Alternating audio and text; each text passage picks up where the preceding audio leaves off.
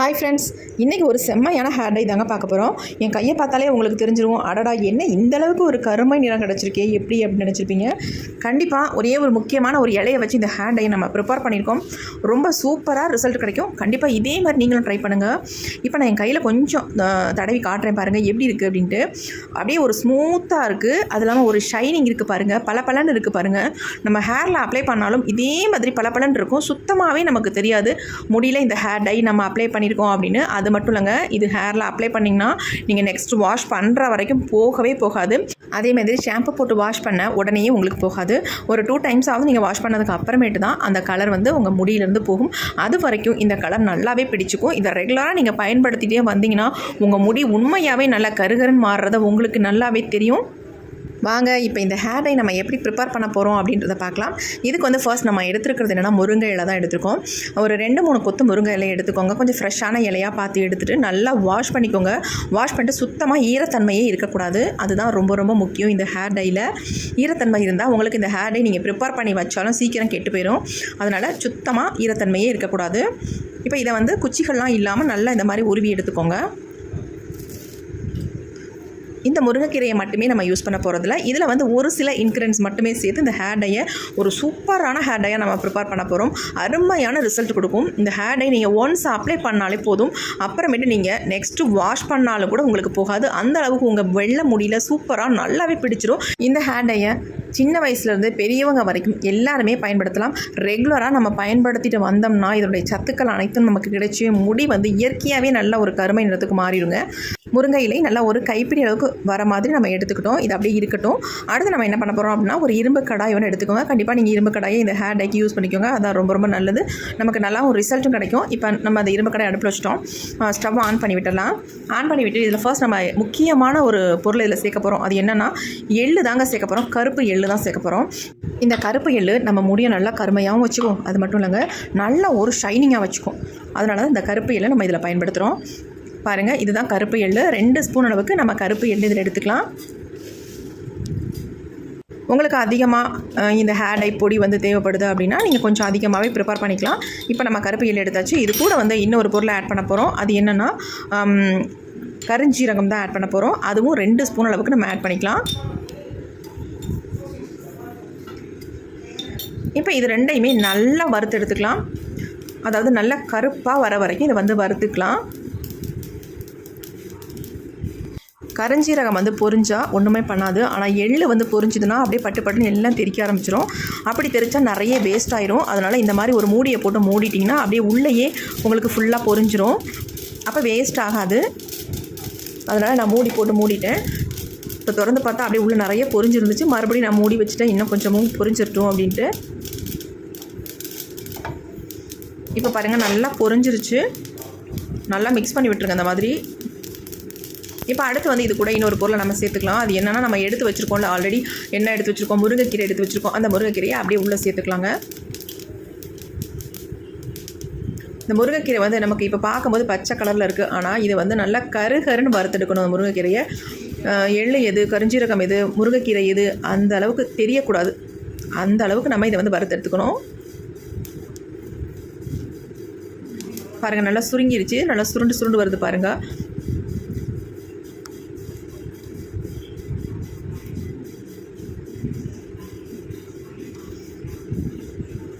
முருங்கைக்கீரையில் கொஞ்சம் நீர் இருக்கிற மாதிரி இருக்கும். ஆனால் வந்து அது ஹீட்டாக அது வந்து நல்லா அப்படியே சுருண்டு நல்லா கருகருன்னு முறுமுறுன்னு வந்துடும். இதில் சேர்த்துருக்க இன்க்ரீடியன்ட்ஸ் எல்லாம் சேர்த்து ஹேர் டை ப்ரிப்பேர் பண்ணும்பொழுது அவ்வளோ ஒரு அருமையான ரிசல்ட்டை கொடுத்துருக்கு. நல்ல கருகருன்னு வந்திருக்கு. அது மட்டும் இல்லைங்க, நம்ம முடியில் அப்ளை பண்ணால் நல்லாவே பிடிச்சிக்குது. உங்களுக்கு ஹேர் டைன்ற எண்ணத்துக்கே போக மாட்டீங்க. அடுத்து நாம் இதில் ஒரே ஒரு பொருளை முக்கியமாக நம்ம சேர்த்துக்கலாம். அது என்னென்னா டீ தூள் தாங்க சேர்க்குறோம். 2 ஸ்பூன் அளவுக்கு டீ தூள் சேர்த்துக்கோங்க. சப்போஸ் உங்கள்ட்ட டீ தூள் இல்லை அப்படின்னா கண்டிப்பாக காஃபி பவுடர் சேர்த்துக்கலாம். 1 ஸ்பூன் அளவுக்கு காஃபி பவுடர் சேர்த்துக்கோங்க. சேர்த்துட்டு எல்லாத்தையும் நல்லா இந்த மாதிரி மிக்ஸ் பண்ணிக்கோங்க. நம்ம இதுக்கு மேலே வேறு எந்த பொருளுமே நம்ம சேர்க்க போகிறதில்ல. நீங்கள் நினைக்கலாம் என்னடா நிறைய பொருள் வந்து சேர்த்து ரெடி பண்ணுறாங்க அப்படின்ட்டு. அப்படிலாம் கிடையாது. 4 இன்க்ரீடியன்ட் மட்டுமே நம்ம சேர்த்துருக்கோம். கருஞ்சீரகம், கருப்பு எள்ளு, முருங்கைக்கீரை, டீ தூள், இந்த 4 மட்டும்தான் நம்ம சேர்த்துருக்கோம். ஒரு அமேசிங்கான ரிசல்ட் நம்ம கொடுக்கும். எப்படின்றத பார்க்கலாம் வாங்க. ஆனால் நான் ப்ரிப்பேர் பண்ணுற மாதிரி நீங்களும் ப்ரிப்பேர் பண்ணுங்கள். அப்போ தான் நமக்கு வந்து ரிசல்ட் வந்து எனக்கு எப்படி வந்திருக்கோ அதே மாதிரி வரும். இப்போ நல்லா வந்து கருகி நல்லா மொறுன்னு வந்துருச்சு பாருங்கள். இப்போ இந்த ஸ்டேஜில் நம்ம ஸ்டவ்வை சுவிட்ச் ஆஃப் பண்ணிடலாம். ஆறுனதுக்கு அப்புறமேட்டு தான் எடுத்து நம்ம யூஸ் பண்ணணும். இந்த மாதிரி ஒரு சின்ன கிண்ணத்தில் நம்ம இதை கொட்டி வச்சிடலாம். அப்போ தான் ஆறும், சீக்கிரம் ஆறும். ஏன்னா இரும்பு கடாயிலே வச்சிருந்தோம்னா ஆறுறதுக்கு லேட் ஆகும். அதனால் இந்த மாதிரி ஏதாவது ஒரு பாத்திரத்தில் கொட்டி வச்சுருங்க. ஒரு 5 நிமிஷம் அல்லது 10 நிமிஷம் விட்டோம்னா நல்லாவே உங்களுக்கு ஆறிடும்.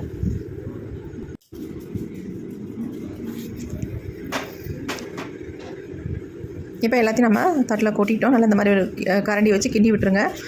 உங்களுக்கே சவுண்டு கேட்கும், கலகலன்னு இருக்குது பாருங்கள். இந்த மாதிரி நமக்கு சவுண்டு வரணும். அப்போ தான் நமக்கு நல்லா வறுபட்டுருக்கு அப்படின்னு அர்த்தம். கொஞ்சமாக நான் கையில் எடுத்து இந்த மாதிரி நல்லா நசுக்கி விட்டுக்கிறேன். எல்லாத்தையும் கையிலேயே பவுடர் ஆக்கிடலாம். அந்தளவுக்கு நல்லாவே வறுபட்டுருக்கு. என் கை பாருங்கள், தொட்டோடனே நல்லா கருகருன்னு ஒட்டிக்குது பாருங்கள். இந்த மாதிரி இருக்கணும்.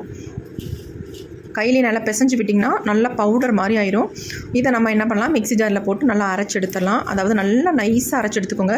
ஒரு 2-3 சுற்று போட்டிங்கன்னா நல்லா அரைஞ்சி வந்துடும். இப்போ நம்ம மூடி போட்டாச்சு, அரைச்சி எடுத்துகிட்டு வந்துடலாம். இப்போ நம்ம அரைச்சிட்டு வந்தாச்சு. இப்போ ஓப்பன் பண்ணி பார்க்கலாம் எப்படி இருக்குது அப்படின்ட்டு. பாருங்கள் எந்த மாதிரி வந்திருக்கு அப்படின்ட்டு. மூடிலாம் நிறைய இருக்குது, தட்டிக்கலாம் அப்படியே. நான் கையிலேயே இதை வந்து ஓரத்தில் இருக்கிறது எல்லாமே எடுத்து விட்டுறேன். கையில் எடுத்திங்கன்னா நம்ம ஈஸியாக எடுத்துடலாம். கரண்டியெல்லாம் போட்ட பாருங்கள், கையில் பாருங்கள் பிசு பிசு பிசுன்னு அப்படியே ஒட்டிக்குது. நல்லா நம்ம இதில் எதுவுமே கலக்கலை, ஆனால் பாருங்கள் நல்லா வந்து கையில் பிசுக்குன்னு ஒட்டிக்குது பாருங்கள். இந்த மாதிரி இருக்குது பாருங்கள், நல்லா பிடிச்சிக்குது கையில். ஏன்னா நம்ம எள்ளு சேர்த்துருக்கோம் இல்லையா, அதனால் நல்லா பிடிக்கும். இப்படியே எடுத்துக்கூட நீங்கள் ஹேரில் அப்ளை பண்ணிக்கலாம். அந்தளவுக்கு நல்ல ஒரு பிசு தன்மை இருக்குது இதில். நல்லா கட்டிகள் எல்லாம் இல்லாமல் இந்த மாதிரி உடச்சி விட்டுக்கலாம் எல்லாத்தையுமே. இப்போ இதை வந்து ஒரு சின்ன கிண்ணத்தில் நம்ம கொட்டிக்கலாம்.